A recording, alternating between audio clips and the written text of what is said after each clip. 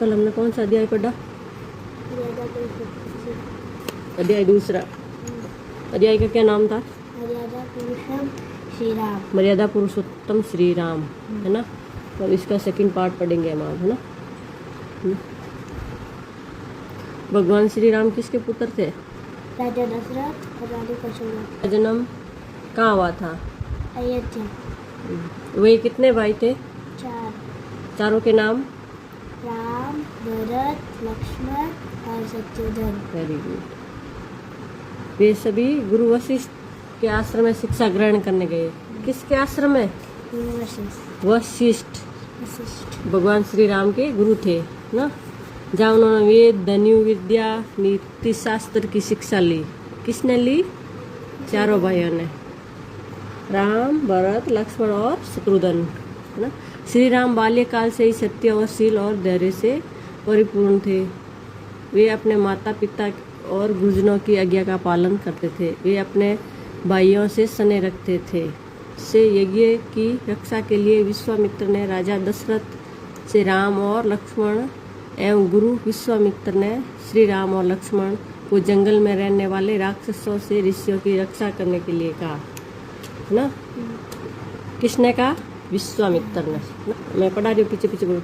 राक्षसों से यज्ञ की रक्षा के लिए विश्वामित्र ने राजा दशरथ से राम और लक्ष्मण को मांगा एवं गुरु विश्वामित्र ने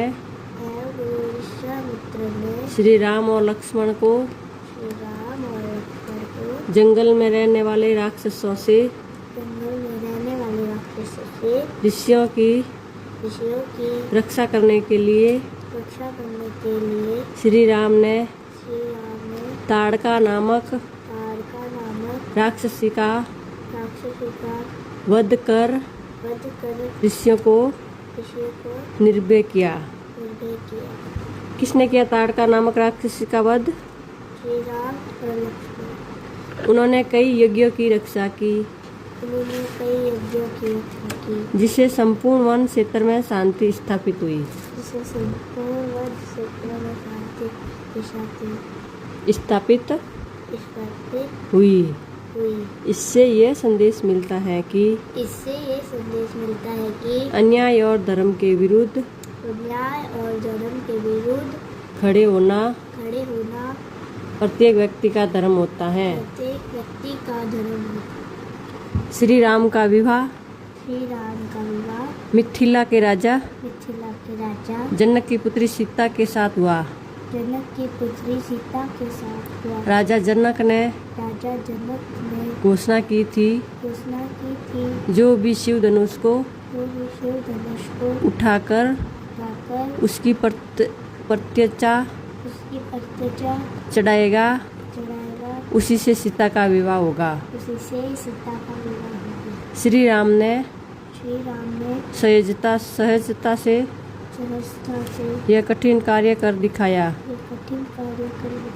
और सीता का संवर संपन्न हुआ। उनका यह कार्य अदम्य शक्ति और संयम का प्रतीक था। अदम्य शक्ति और संयम का प्रतीक था। सीता किसकी पुत्री थी? राजा जनक। मिथिला के राजा जनक की पुत्री थी, है ना। जब श्री राम के राज्य अभिषेक की तैयारी राज्य अभिषेक की तैयारी हो रही थी, तब उनकी सौतेली माँ कैकेयी ने राजा दशरथ से पूर्व में दिए हुए वचन मांग लिए। किसने मांगे? माँ कैकेयी ने। श्री राम की माता कौन थी? कौशल्या थी। राजा दशरथ की कितनी पत्नियां थी? 3। वचन मांग लिए और राम को 14 वर्षों के लिए वनवास भेज दिया जाए। ये किसने कहा? कैकेयी ने। और भरत को राजा बनाया जाए। श्री राम बोल, भरत को राजा और भरत को राजा बनाया जाए। श्री राम ने पिता के वचनों की श्री राम ने पिता के वचनों की रक्षा के लिए रक्षा के लिए बिना किसी विरोध बिना किसी विरोध राजमहल छोड़ दिया। राजमहल छोड़ दिया। पत्नी सीता पत्नी सीता तथा भाई लक्ष्मण के साथ और भाई लक्ष्मण के साथ वनवास चले गए। वनवास चले। उन्होंने ये उन्होंने ये दिखाया कि दिखाया कि माता पिता माता पिता गुरुजन की आज्ञा माता पिता और गुरुजन की आज्ञा का पालन ही का पालन ही सबसे बड़ा धर्म है। धर्म है। वनवास के दौरान वनवास के दौरान रावण ने सीता का हरण हरण कर लिया। कर लिया। सीता का हरण किसने किया? रावण ने रावण। सीता को पकड़ के ले गया, है ना, जब सीता अकेली थी अपनी कुटिया में। श्री राम ने श्री राम ने अपनी नीतिपूर्ण योजना अपने नीतिपूर्ण योजना पराक्रम पराक्रम वानर सेना के सहयोग से वानर सेना के सहयोग से लंका पर आक्रमण किया। लंका पर आक्रमण किया।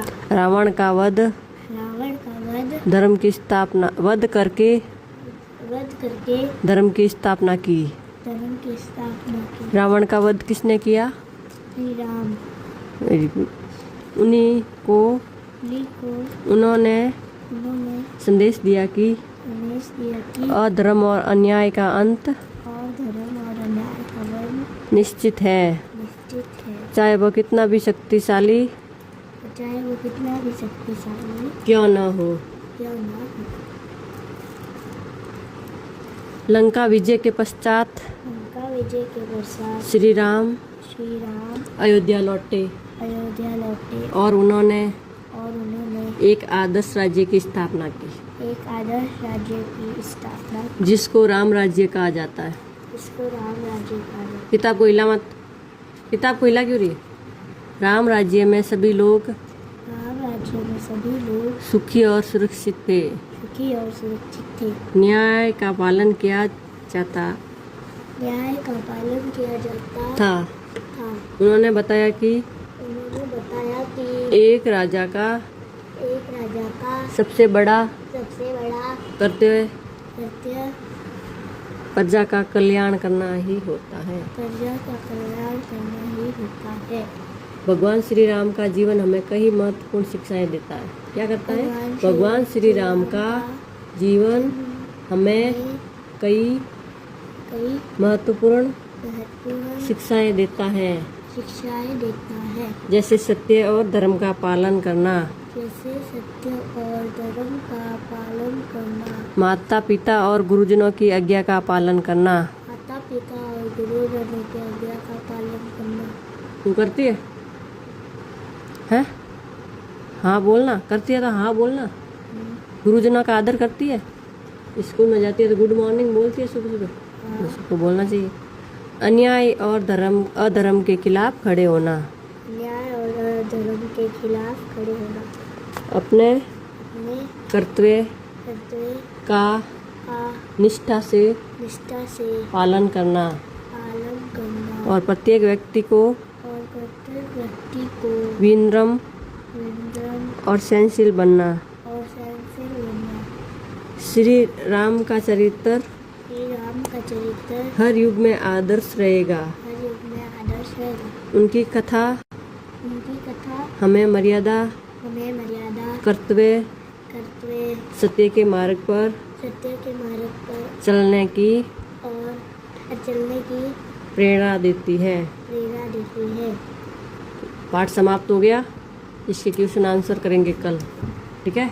अभी सूर्य को पिलाओ। इसमें से मैं क्वेश्चन डाल रही हूँ। जो क्वेश्चन डाल रही हूँ उसके उत्तर आपको लिखना है। चलो जाओ।